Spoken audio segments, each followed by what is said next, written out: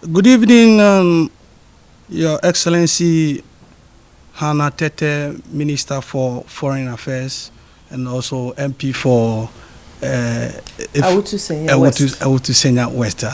You are most welcome to France, and you are now live on Rejoice TV station or channel for Iroko TV.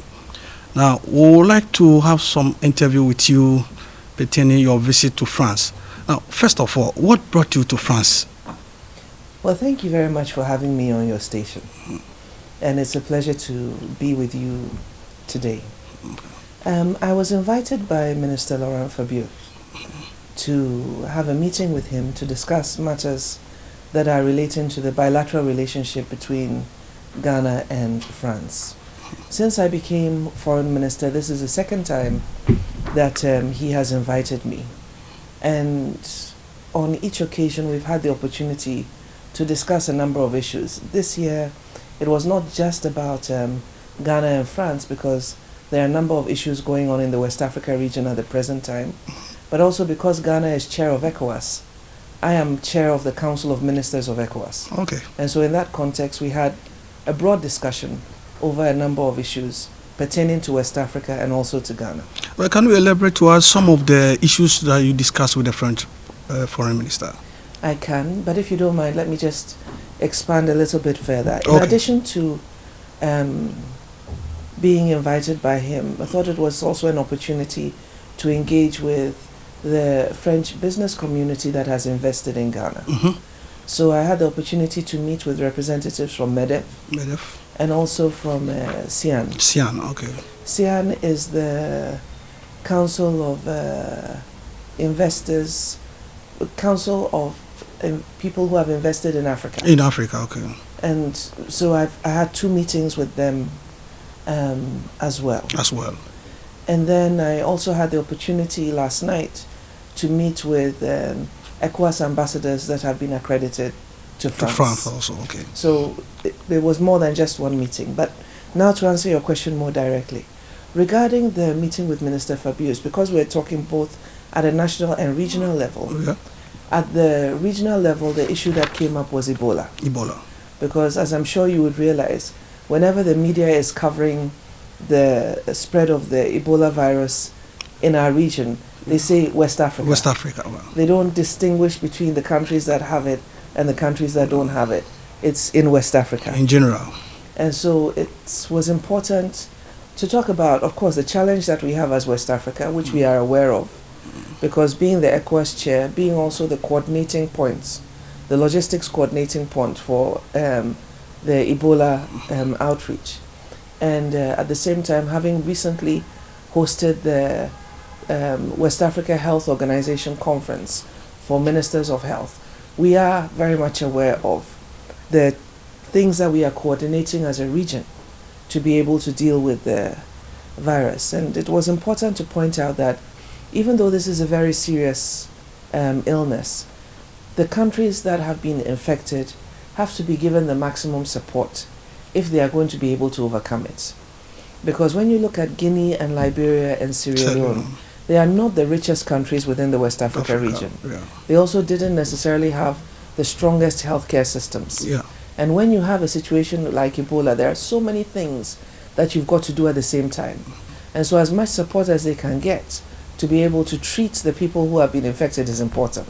But for countries like ours that don't have it, our emphasis is on screening, on public education, on having the emergency preparedness, so that in the event, and we certainly hope and pray that it doesn't happen, in the event that we were to get an infection, we would have a response.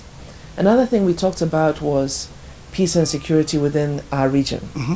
I'm sure that you've also heard about the increased terrorist activities of Boko Haram. Last year, we were dealing with the Malian crisis, Yeah. which is currently going through a process of, if you like, mediation and reconciliation. Yeah. The inter-Malian dialogue is currently ongoing in Algiers. And it is again a matter in which West Africa has an interest. So we touched on that briefly as well. And then going forward, what the challenges would be. Because 5 of the countries in West Africa are heading for election next year. Next year, yeah. Nigeria, Togo, Burkina Faso, Cote d'Ivoire, and Guinea-Conakry. Not Ghana. Ghana is 2016. 2016, yeah. Guinea-Conakry. Guinea-Conakry. And of course, elections and the contest that goes on during an elections, if not well managed, can always be a situation where there might be some instability. And so, of course, it's important to anticipate what could possibly go wrong and use preventive diplomacy to make sure that that doesn't happen. On the economic front, we talked about the Economic Partnership Agreement. That's the EPA. The EPA, which the ECOWAS region has endorsed with the European Union, and which we are looking to sign soon. We also talked about the bilateral investments that had taken place in Ghana by French companies and the economic relationships that we had. And we also talked about how those relationships could be strengthened further. We are members of the Francophonie. There's going to be an important conference taking place very soon in Dakar. We want to encourage the teaching of French language in Ghana because we are surrounded by Francophone countries. And it's in our interest, as we talk about accelerating integration, to learn how to understand each other better. And all of these things came up in our meeting. Now, Madam, as we move on, let me also find out from you specifics. I want you to be specific on this issue for me. Under the Economic Partnership Agreement, which West Africa or the ECOWAS countries have adopted, what are some of the benefits that these countries are going to receive from the European Union, so far as the EPA is concerned? Since the 70s, the countries that were referred to as the ACP group, African, Caribbean, Pacific countries, benefited from access to the European market on a duty-free, quota-free basis. And that meant that exports coming from our countries, even where they were value-added exports, could enter the European market duty-free, quota-free. What happened specifically to Ghana over that period was that a number of European companies took advantage of that provision, and also Ghanaian companies, and invested in Ghana to create businesses that took advantage of the duty-free, quota-free market access. A lot of what we now refer to as our non-traditional export sector, processed wood products, canned tuna, pineapples, bananas, horticultural products, all were able to build up their market share within the European Union as a result of this duty-free, quota-free access. Where we are right now is that about 40% on the average, if you look at the last 5 years, about 40% of Ghana's exports come into the European Union and benefit from this duty-free, quota-free market access. Now, a couple of years ago, specifically around the year 2000, there was agitation by countries that were not within the ACP group that Europe was treating its former colonies unfairly vis-a-vis the rest of the world. Because most of the countries that were ACP were, as a matter of fact, former colonies of European states.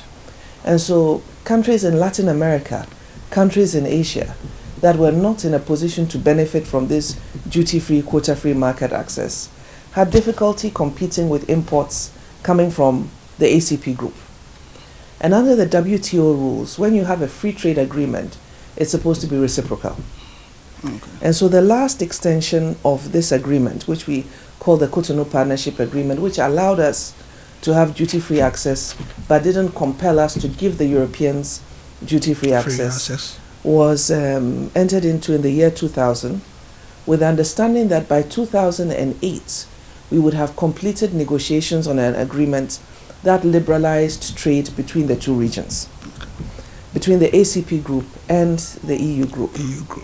And it was decided that this time around, the negotiations for this free trade agreement will not take place across the whole ACP group, because that's African, Caribbean, and Pacific countries, but would happen regionally, which is the reason why this negotiation now became, for us, a negotiation between ECOWAS.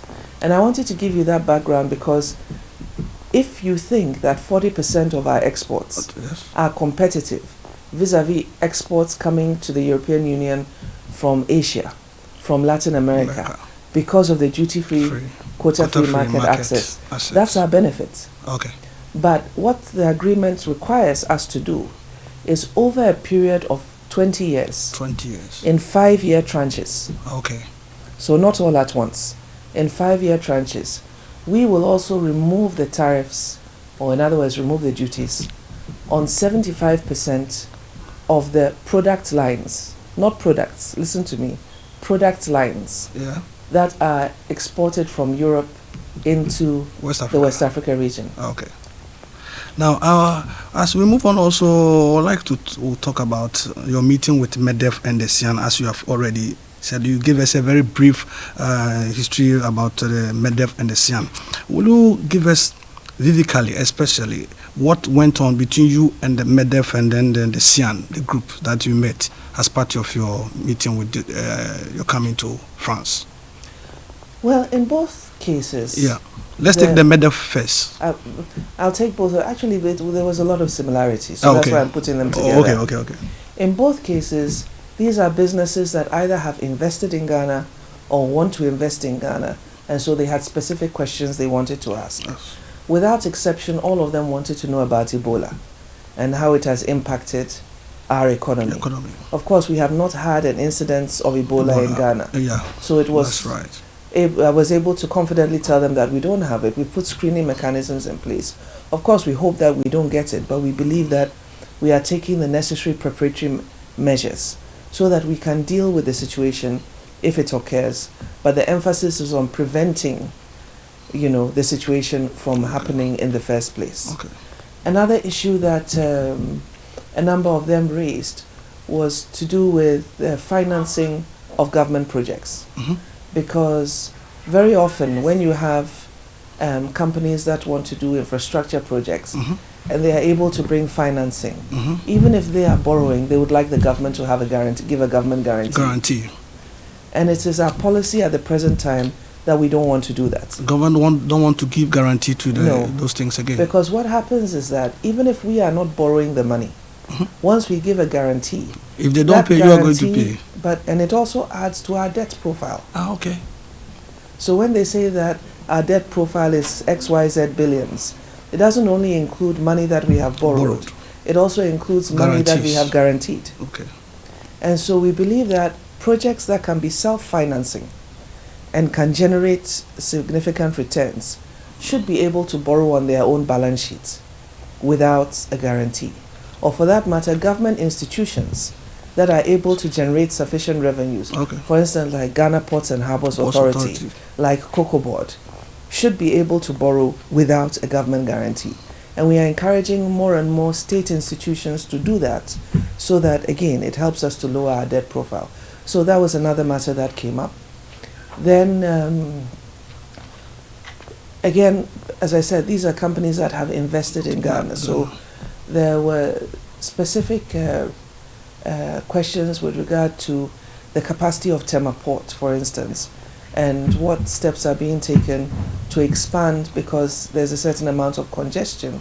And from Bolloré, they want to do a project with the government, for which they will look for financing, which will not require a guarantee, to expand Tema Port in order to be able to facilitate more trade.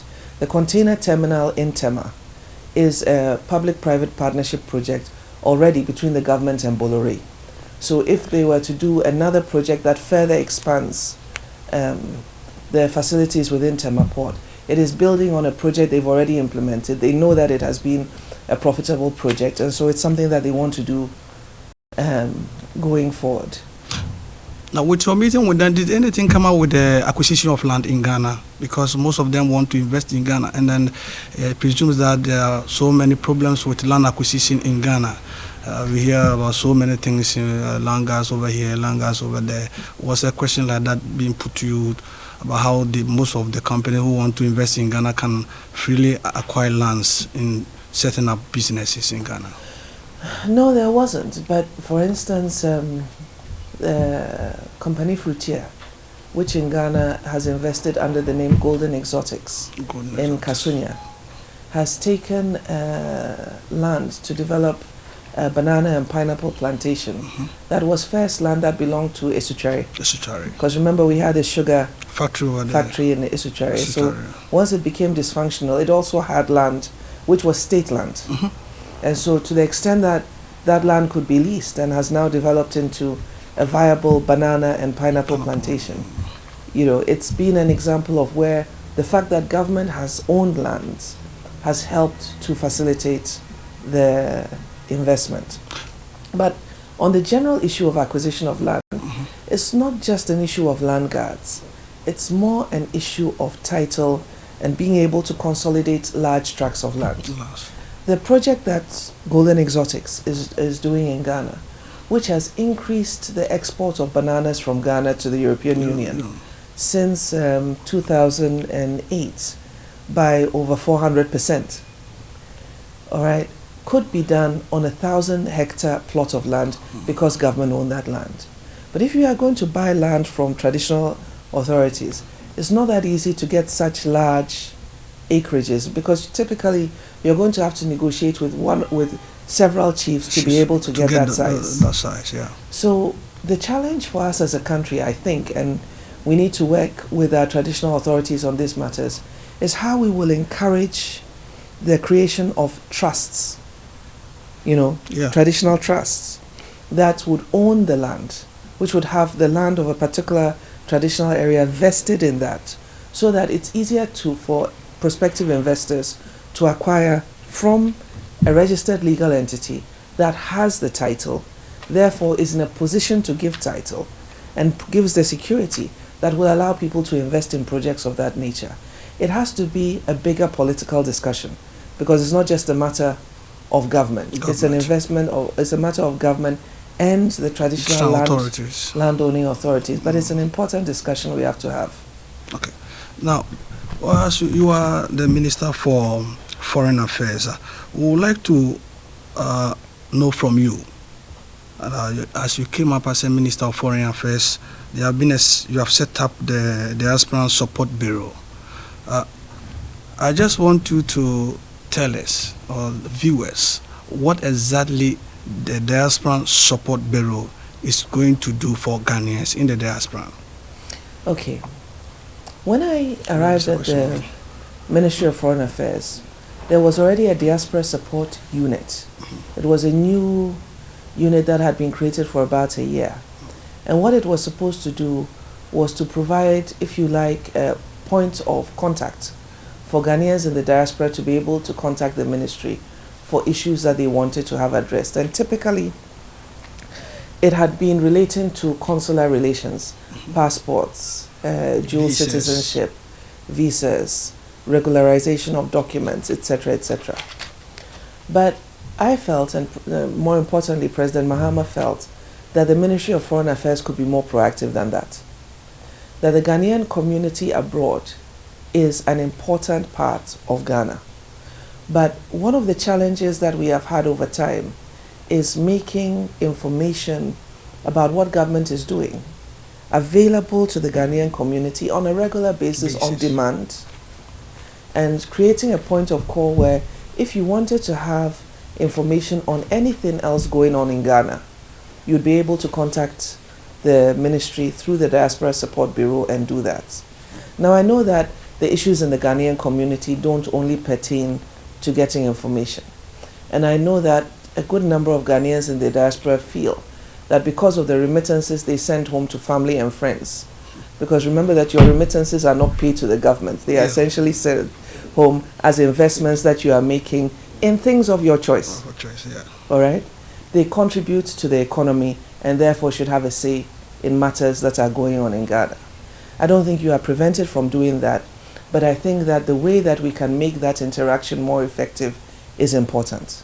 And where we have embassies, like in France, where we have our embassy in Paris, it should be possible for you to engage more with the mission here, and for the mission also to reach out to Ghanaians in other parts of France, outside of Paris, so that that interaction can take place and we can have discussions on a number of issues. Because on any matter where we would want to change policy or law in order to create more opportunities for Ghanaians in the diaspora, it all starts with a conversation. It starts with stakeholder consultation. It starts with understanding what is possible and what is not possible. And it starts with finding out the best way we can get things done. in order for that to happen. But until this time, we didn't really have an organized way of dealing with that. And so this is our response to that. Okay, Kwame, my friend, my colleague will follow up with the follow-up question. Minister, thank you so much. We would like to know, as a Minister of Foreign Affairs, is there any measures put in place by your office to know a number of Ghanaians within a particular country of jurisdiction of an embassy, Ghanaian embassy in a particular place? Do you have any measures put in place to know the number of the people? Well, we've asked our embassies previously to ask Ghanaians to register with the embassy, because we can't know you unless you provide your information. Yeah. But the truth of the matter is that because a number of compatriots are not here with regular documents, they are suspicious about registering, because they feel that somehow or the other, if that information is accessed, it can be to their detriment. So in other missions, where they have actually embarked on this kind of exercise, they've had some response, but certainly they are aware that not all Ghanaians have responded. What we want to do is to encourage Ghanaians to make themselves known to the embassy, to register with the embassy, because, God forbid, if there was a problem and we needed to reach out to you, if we don't know that you are here, France is a huge country. Sure. All right? Sure. With so many cities and with so many towns. If we don't know you are here, how are we expected to reach out to you? That's the problem. That's why I think I was asking if I'm the coming. embassies have any measures put in place for that. You have to provide the information, but they have been asked to also obtain that information. I'll give you an example. When there was the crisis in Libya, when President Gaddafi was overthrown, you realize that we organized an airlift for Ghanaians to come back to Ghana. It was at that point that we discovered how many Ghanaians were in Libya. Really? Because now trouble had come. They wanted... Everybody's coming out from his bunker. They saw that the government was providing transport back home. So everybody was coming out to get back home. But because of the ad hoc nature of the provision of information about themselves, it made it difficult to plan for that operation, and it became a very expensive operation.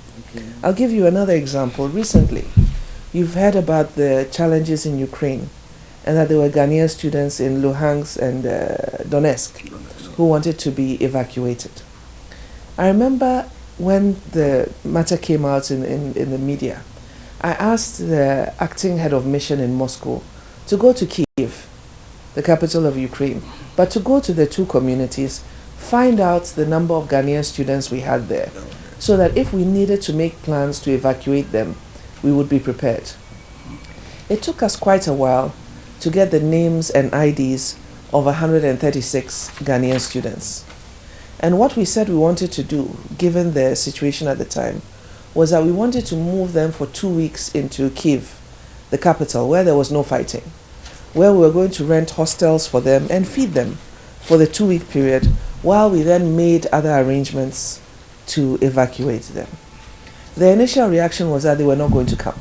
Oh, really? Unless we guaranteed that we were going to buy them air tickets. Wow. And we said we're not ready to say that upfront because we're evaluating the situation. Sure. But we certainly want to move you out of harm's way. That's why we are taking the initiative to move you to Kyiv. As it turns out, 2 months later, they were now ready to take us up on the offer. And so we rented the hostels for them and we moved them to Kyiv. But what also came out clearly was that they didn't want to leave, because a lot of them were mid-studies. And so they rather wanted to see how it would be possible to transfer to other universities to be able to continue their courses and graduate. Otherwise, I think they felt it might be a bit difficult in view of the investments they had made. But these are much easier if you register, and all it requires you to do is to come to the embassy, to introduce yourself to the head of chancery, to say that I'm a Ghanaian citizen, this is my name, this is my passport. Because once you came here, you must have come here on a travel document. Sure. All right? And somebody come by sea anyway. Well, so there's another category we are talking about, but you must have some identification that shows you're a Ghanaian. Yeah. so that we can register you with the embassy. We know who you are, we know your address and all of that, so that in the event of a challenge, it's possible to reach out to you. Okay. And then, Mr. Thank you so much. There are some non-Ghanaians around holding Ghana passports, and from our checks, they acquired them back home in Ghana before they even entered into France and the other various countries around. So how is your office trying to curb this situation? You see, that's a problem we have with passports generally, because if you've applied for a passport, you know that we ask for your birth certificate. Yeah. We ask for guarantors. We ask for information to be able to substantiate that you are a Ghanaian. Yeah. And if on the face of it, you have all of this documentation, how can the passport office legitimately deny you a passport? All right, because you might say that, well, he doesn't speak with a Ghanaian accent. Yeah. But some of you have children here in France who don't speak any Ghanaian language. Yes, of course. All right? Yeah. Because they've been born here and they've grown up here. Yeah. Exactly. If for one reason or the other they went back to Ghana and they were applying for a Ghanaian passport and they were speaking English with a French accent, Yeah. is that enough reason to say they are not Ghanaian? Yeah, but a lot of them from Nigeria and the neighboring countries who are acquiring the passports before they enter here. So it's not the case. But the point still remains. You see, the reason why I was drawing the example is this. And it's not a lot. There are some. I agree with you, there are some who fall through the cracks. But the point is, if someone has all the documentation, Or the necessary requirements. has Ghanaians that are ready to act as guarantors for them, Yeah. who say, I know this guy is a Ghanaian, Okay. all right? He's my relative. He has been in my church. He's so and so and so. And all of that comes with the passport application. How can the director of passports refuse to give him a passport? Yes, I've understood. Yeah, so that means your So- office is so- very much aware of these so- problems. So what we want to do Yeah. is that, currently we are issuing the biometric passports. And by October of 2015, we are going to phase out the handwritten passports. The biometric passports we are using, together with the information we are requesting for, contains a certain data set. Once we have finished this particular batch of booklets, because we have about 800,000 passport booklets in stock, we now want to upgrade our passport with more enhanced security features, and we also want to require additional information in order to be able to cross-check or to have more checks to ascertain your Ghanaian nationality before we give you the Ghanaian passport.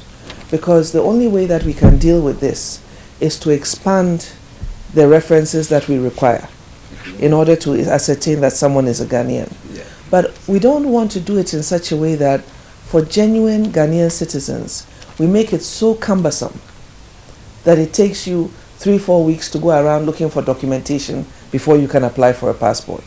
Because in all of this, you have to balance between the security challenge of making sure you don't give passports to people who are not entitled, and asking for things that are so unreasonable in terms of the amount of data you want people to provide, that it makes people who are genuinely Ghanaian, it makes it difficult for them to get passports. For instance, we know that a good number of our communities are rural.